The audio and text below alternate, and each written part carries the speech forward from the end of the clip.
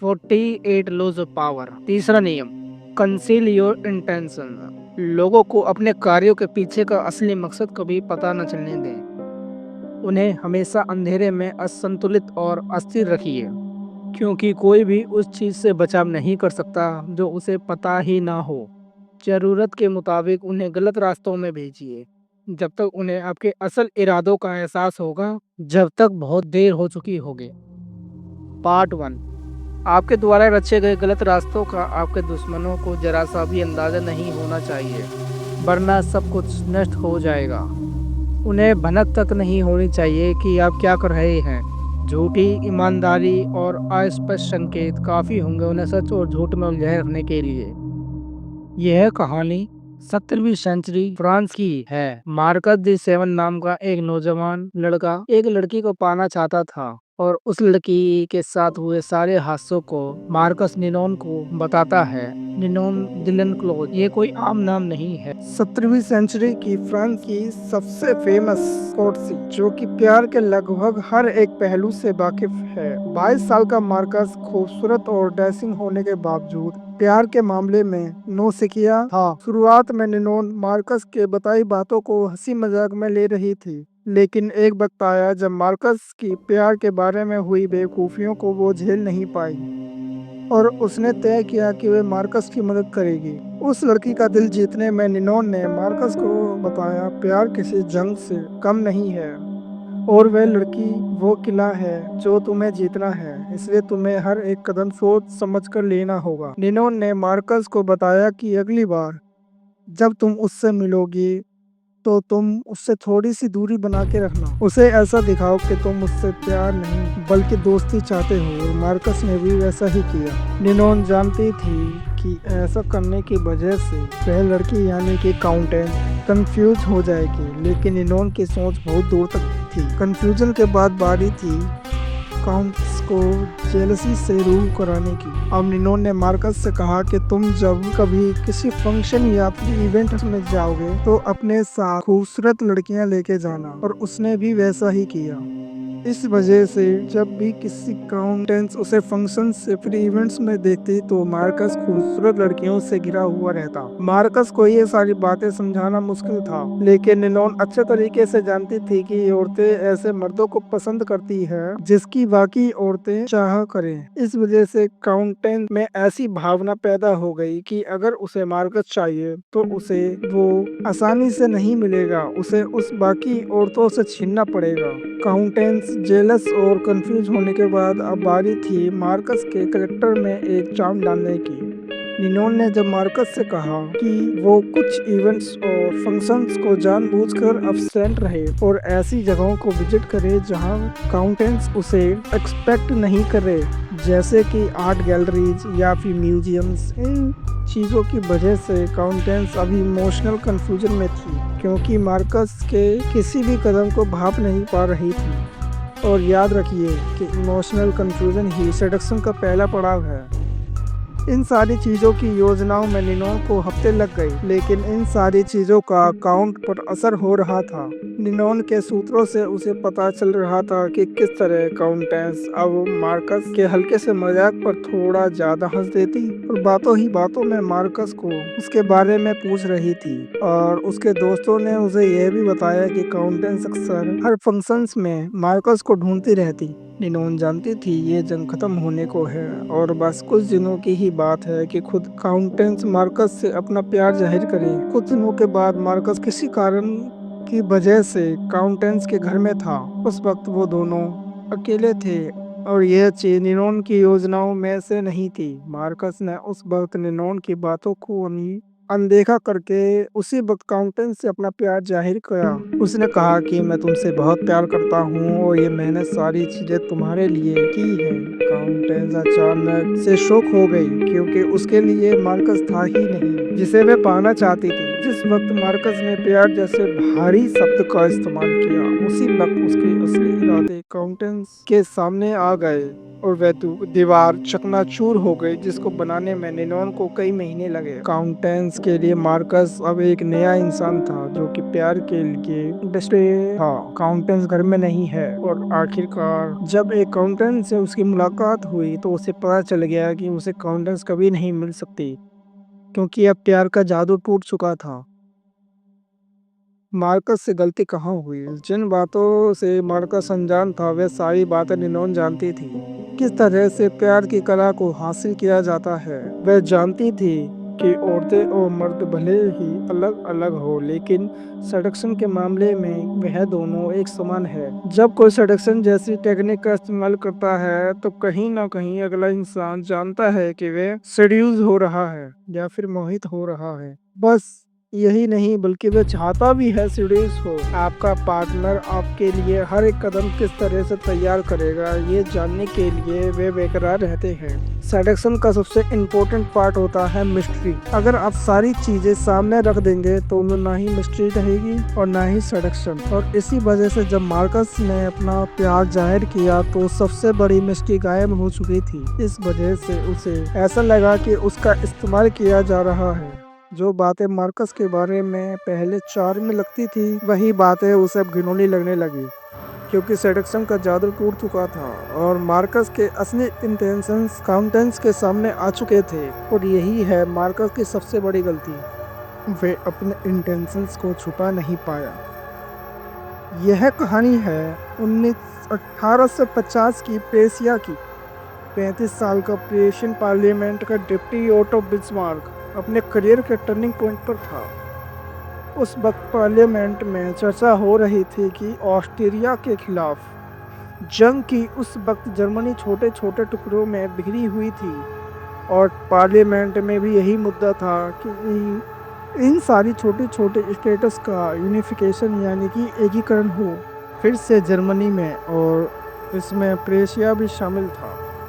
और फिर साथ मिलकर ऑस्ट्रेलिया के खिलाफ जंग लड़ना। प्रेशिया का प्रिंस विलियम जो कि कीचड़ में राजा बनने वाला था, वह चाहता था कि जर्मनी ऑस्ट्रिया के खिलाफ जंग में जाए और लगभग पार्लियामेंट के सारे मेंबर्स भी जंग ही चाहते थे।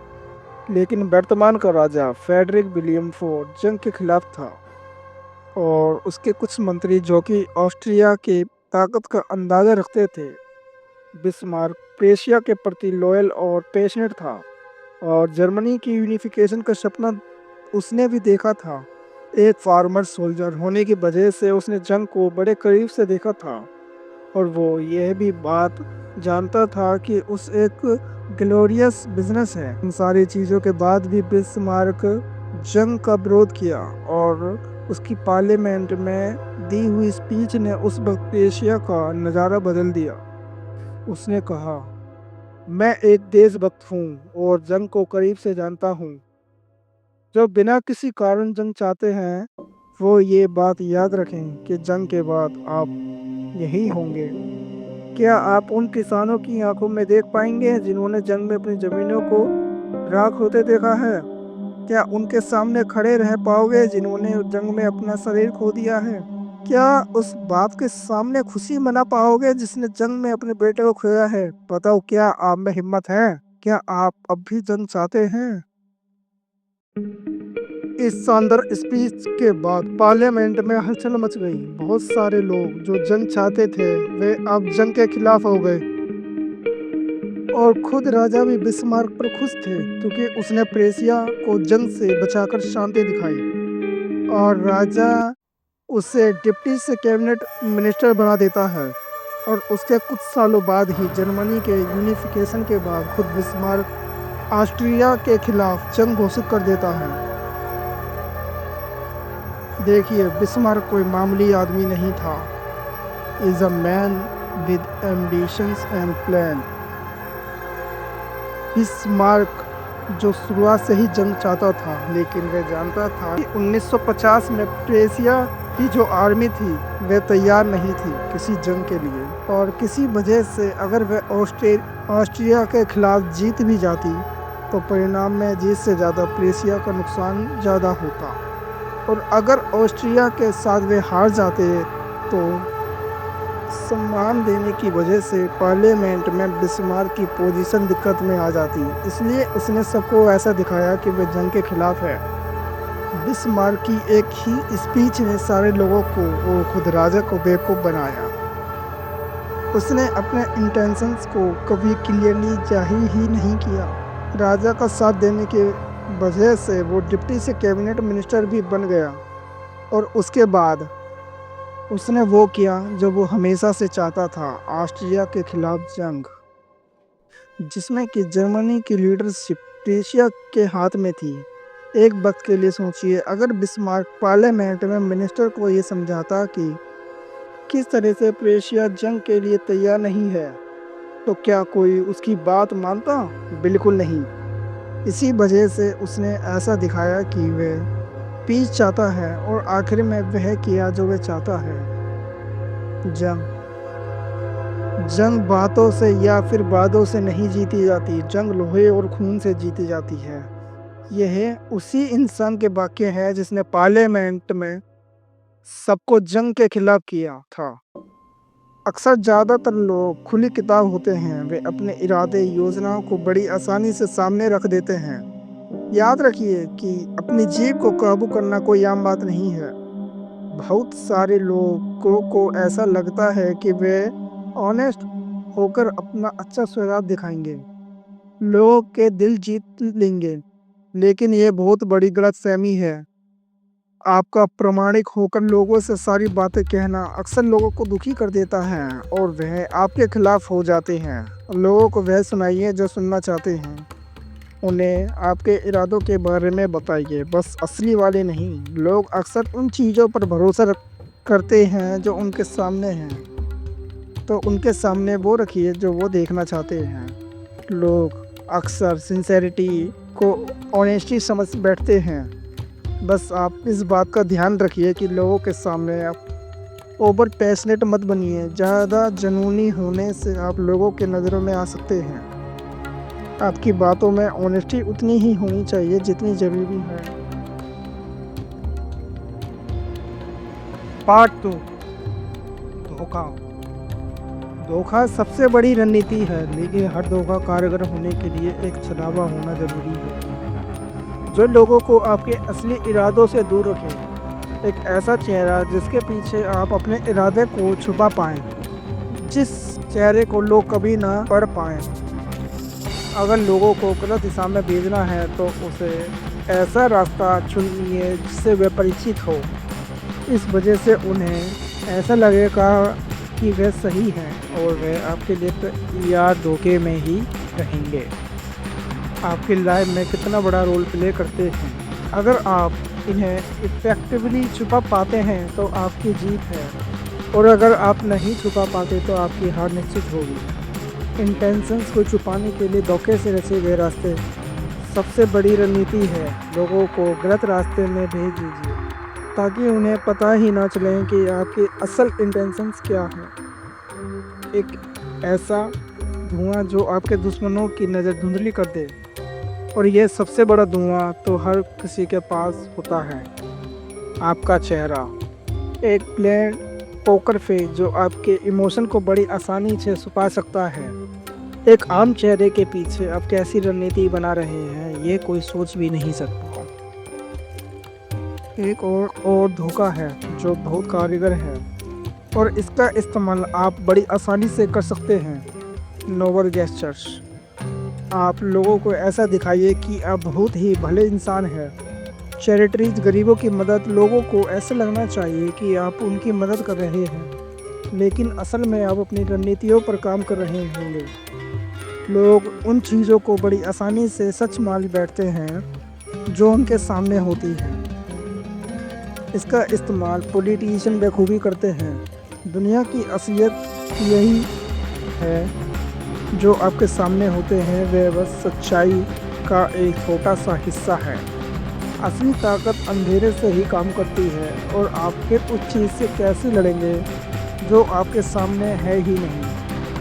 अगर आपको ये सारी चीज़ें इमोरल या फिर बुरी लग रही है तो इस वीडियो की एंडिंग में पीटी बानन के एक कोट से करूँगा, the world is what to be deceived. यानी कि दुनिया बेवकूफ़ बनना चाहती है।